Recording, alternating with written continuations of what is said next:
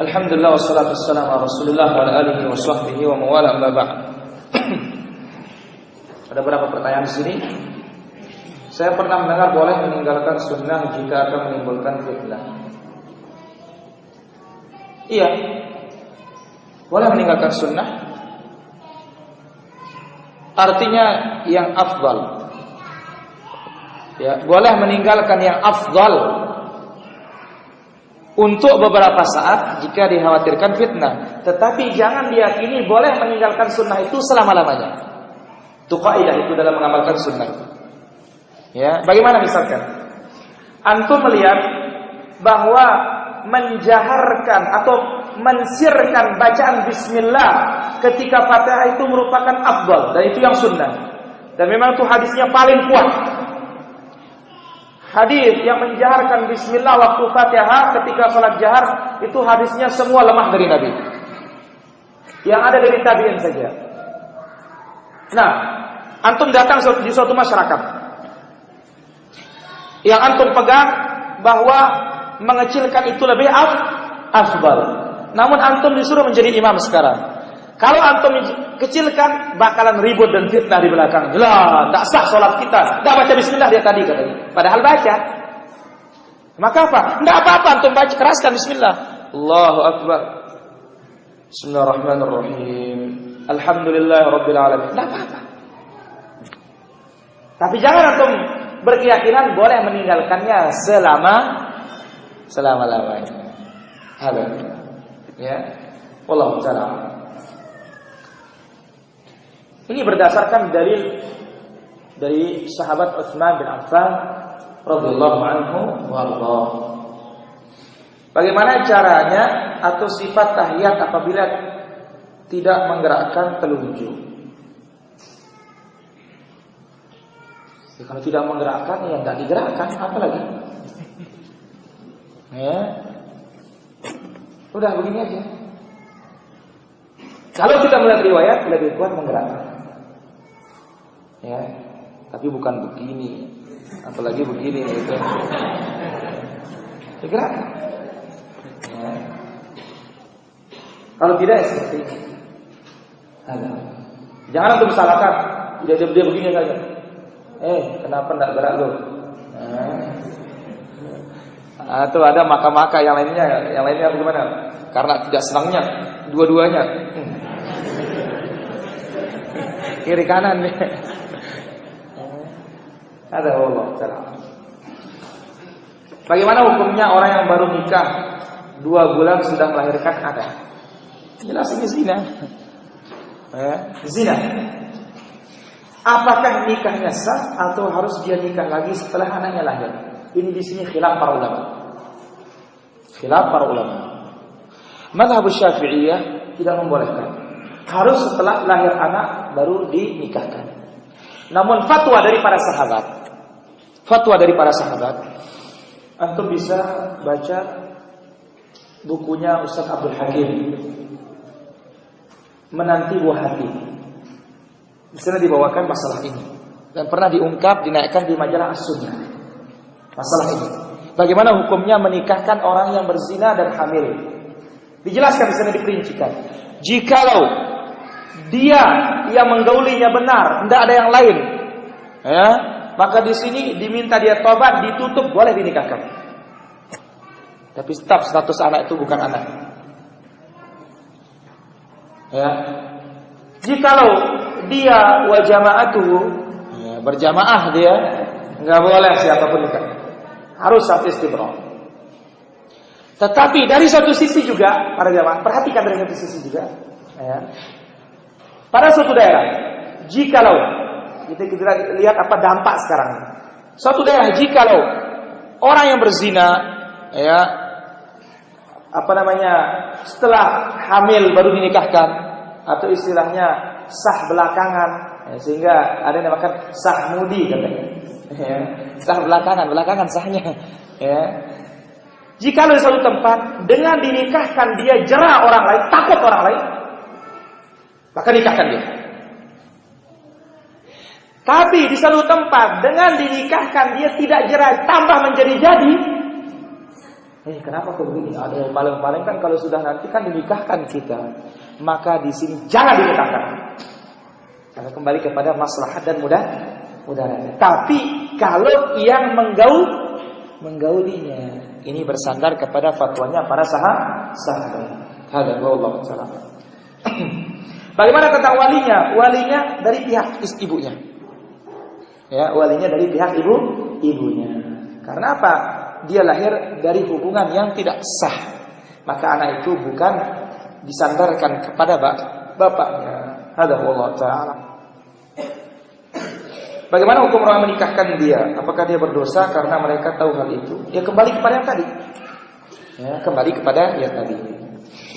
Dan bagaimana tentang anak haram itu? Anaknya enggak haram. Tapi yang berbuat haram apa? Orang tuanya. Kalau anaknya soleh, masuk surga. Yang diazab orang tuanya. Adapun hadis mengatakan tidak akan masuk surga anak zina, itu hadis yang tidak sahih, palsu itu. Tidak ada dosanya anak itu. Yang berdosa siapa? Orang tuanya. Hadza wallahu ta'ala. Nasabnya seperti ini. Apa penjelasan sholat di depan kubur? Tidak boleh. Sedangkan di depan kubur Nabi Ibrahim di tanah suci Makkah boleh, bahkan diwajibkan bagi orang yang naik haji. Baik, bagus pertanyaannya. Ini karena kita tertipu di Lombok ini, ya, atau di Indonesia ini, makam. Ya, ini ya. Jadi sebelum kita melangkah lebih jauh, cari asal muasalnya kenapa bisa terjadi pertanyaan seperti itu. Makam. Makam istilah Indonesia dan istilah Lombok artinya kuburan. Tapi kalau makam bahasa Arab tempat berdiri artinya. Nah, ketemu sekarang. Jadi yang di Mekah itu makam Ibrahim. Lihat di dalam kaca itu bekas kakinya. Bukan kuburan. Masa mau berdiri Nabi Ibrahim sana? Ya, itu bekas tempatnya berdiri. Jadi istilahnya ya, kalau kita tuh jadi stegernya gitu. Ya, kapoldingnya. Waktu bangun Ka'bah itu pakai steger dia. Apa stegernya? Batu. Nah, saking Nabi Ibrahim besar, tinggi ya. Akhirnya apa? Berbekas kakinya di batu tersebut. Itulah diabadikan namanya maqam Ibrahim. Kalau sini makam, ya. Dan istilah makam di sini yang keramat. Kalau kurang keramatnya kubur jamak namanya itu. Kubur biasa namanya. Ada wallahu ta'ala. Jadi ketahuilah Allah berfirman dalam Al-Qur'an dalam surat Al-Baqarah, "Wattakhidhu min maqami Ibrahima musalla." Dan dijadikan makam Ibrahim, tempat berdirinya Ibrahim itu musalla, arah salat ketika selesai dari 7 putaran tawaf itu. Salat di belakang makam Ibrahim, bahkan tempat berdirinya, bukan di belakang kuburnya. Kuburnya Allahu a'lam. Ya, semua para nabi tidak diketahui mana kubur aslinya kecuali kubur Nabi di Madinah. Selain itu ada begini, enggak ada yang jelas. Ya, hadza wallahu ta'ala.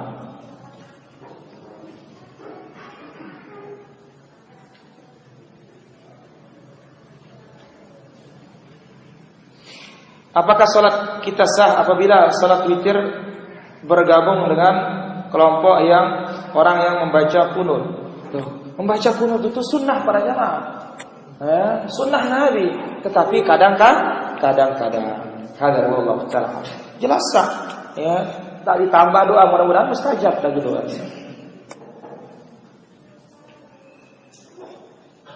Saya pernah mendengar salat syuruk waktunya setelah salat subuh. Padahal tidak ada salat sunnah setelah salat, tolong dijelaskan. Ini artinya ketika matahari sudah terbit, itu namanya salat syuruk, awal dari salat duha. Wallahu ta'ala. Bagaimana lepas hayya shalah saat hujan? Diganti dengan apa? Diganti dengan sallu fi buyutikum atau sallu fir rihal. Ala sallu fir rihal. Ketika hujan besar, tidak ketika hujan. Ya. Karena Nabi tidak pernah mengatakan ketika hujan besar. Pokoknya hujan. Ya. Hadza wallahu ta'ala. Di mana letak dalil tentang jodoh dalam Al-Quran dan hadis? Saya belum menikah dia. Allah Subhanahu wa taala sebutkan wa khalaqna az-zawjayn. Ya. Kami jadikan apa segala sesuatu itu pasangan. Namun ada yang tidak dapat pasangan sampai meninggal, itu jarang. Yang jarang itu tidak ada hukumnya. Ya. Jadi sekarang antum berdoa sambil berusaha saja. Hadza wallahu ta'ala. Adapun mau cari dalil terlalu banyak dalilnya. Ya, tinggal mau apa tidaknya. Nah, itu sih sekarang. Ya.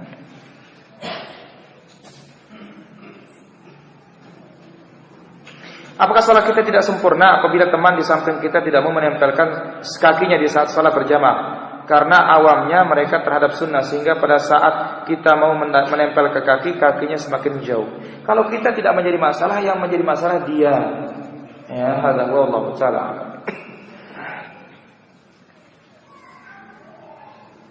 Bagaimana hukumnya kita mencukur janggut tapi dengan niat agar tumbuh lebih rimbun lagi?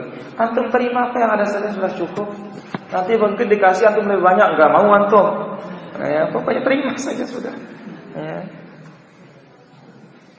Bagaimana kalau kita ikut zikir? Nah, jangan sikir. Ya, sikir itu artinya mabuk.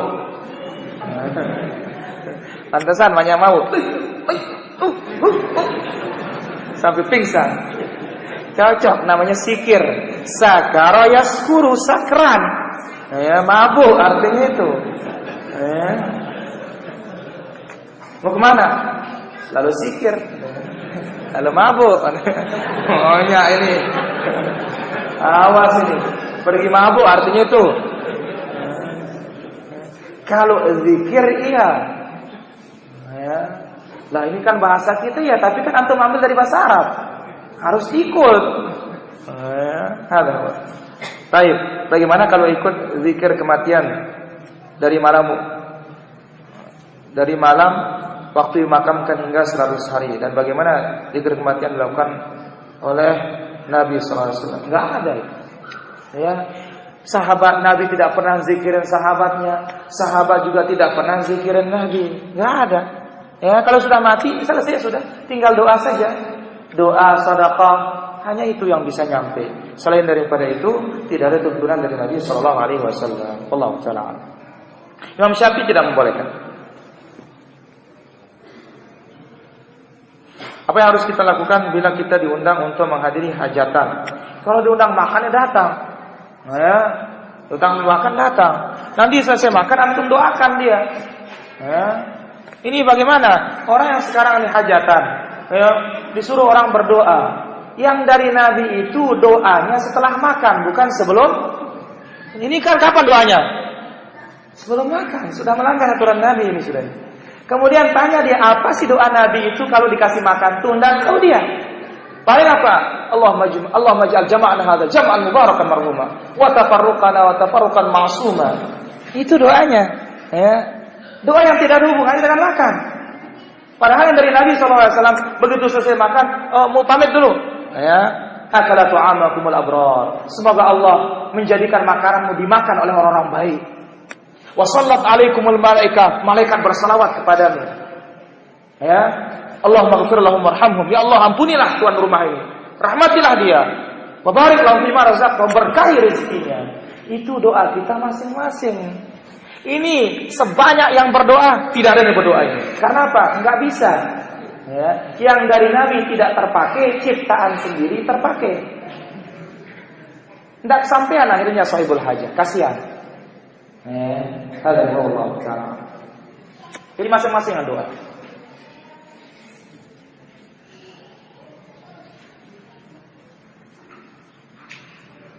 Bagaimana sumpah pocong? Sumpah pocong tidak ada. Ya, kita saja yang buat-buat ini, jangan dipakai ya. Ini sumpah yang bid'ah. Ya, Allah Ta'ala.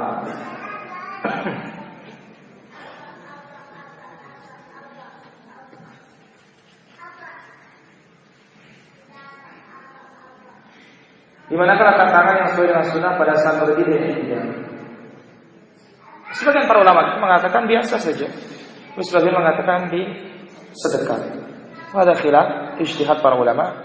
Namun kalau kita melihat dalil lebih kuat, tidak perlu ya biasa saja. Wallahu taala. Apa hukumnya memakai minyak wangi yang mengandung alkohol untuk sholat? Karena banyak orang yang bilang tidak boleh, tolong dijelaskan. Tidak menjadi masalah, ya, memakai minyak wangi yang ada alkoholnya. Namun kalau kadarnya sedikit, kalau terlalu banyak sebaiknya jangan. Alhamdulillah sudah banyak minyak wangi tanpa alkohol.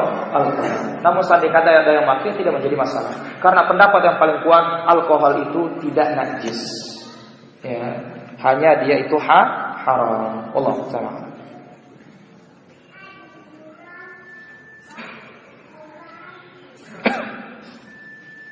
Apa boleh kita sholat sunnah qabliyah, tapi kita tidak tahu kita sholat sunnah rawatib atau sholat sunnah muakkad?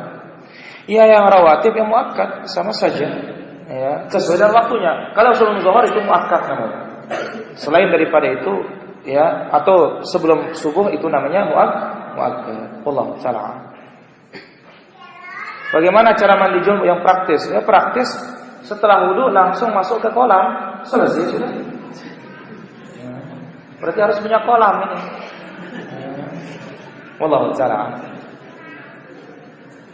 Apa sholat sunnah rawatib? Rawatib itu yang terus-menerus dikerjakan. Muakkad sangat dikuatkan, tidak pernah ditinggalkan kecuali waktu musafir. Wallahu ta'ala. Bagaimana hukumnya sholat isya setelah jam 12 karena kelelahan tidur terlebih dahulu? Jadi ketahuilah waktu sholat isya sampai tengah malam. Bagaimana tengah malam? Ukur semua jam malam itu, seandainya kata 11 bagi 2 dia. Mana tepat pembagiannya itulah dia setengah malam namanya. Hadza wallahu ta'ala. Selebih daripada itu, kalau bukan darurat berarti tidak boleh. Tapi kalau darurat baru dibolehkan. Wallahu ta'ala. Apa ada nama malaikat Siriyah, Mawiyah? Enggak tahu saya. Ya, wallahu ta'ala.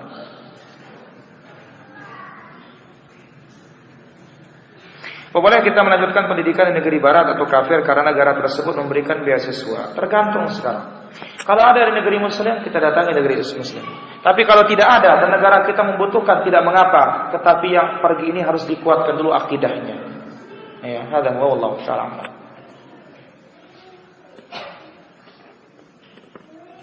Apa hukumnya mengikuti pertandingan sepak bola yang tidak ada kemungkaran di dalamnya, tapi ada hadiahnya? Apakah ini bukan termasuk judi? Tidak termasuk judi. Yang penting jangan yang main ini ngeluarin begitu. Artinya ayo kalau menang ini kita kumpulkan uang, siapa menang dia ngambil nanti. Ini riba, ini judi namanya. Tapi kalau pihak ketiga memberikan, maka ini tidak menjadi masalah. Wallahu ta'ala. Bolehkah kita menjawab salawat Nabi ketika Nabi sedang disebut waktu khatib? Boleh, tidak jadi masalah. Wallahu ta'ala. Setiap malam Jumat kita disuruh baca Yasin oleh yang punya kos. Bagaimana sikap saya, Ustaz? Padahal saya ingin sekali tidak mau melakukan hal tersebut. Ya, tak usah mau. Ya, kalau disuruh baca Al-Kahfi masing-masing sudah. Ya, karena itu disyariatkan. Nah, tapi saya nanti disuruh keluar cari yang lain. Kan kita ini raja bayar. Bukan kita numpang. Kalau numpang mungkin agak malu kita. Ini kita bayar, merdeka kita. Dan sekaligus apa? Dakwahi yang punya kos. Bukan ini disuruh oleh Nabi dengan pendekatan yang baik. Ya, mau nggak saya kasih yang lebih bagus dari ini? Begitu caranya. Kasih penasaran dia, jangan hantam dia. Ya, ada yang lebih bagus daripada ini, lebih hebat dari ini. Mau nggak? Nah itu. Kalau dia bilang mau, ya kasih tahu. Kalau nggak mau, ya sabar. Ya, wallahu ta'ala. Tapi saya kira itu saja yang bisa saya sampaikan pada kesempatan malam ini. Mudah-mudahan bermanfaat untuk diri saya dan semua kaum muslimin dan muslimat.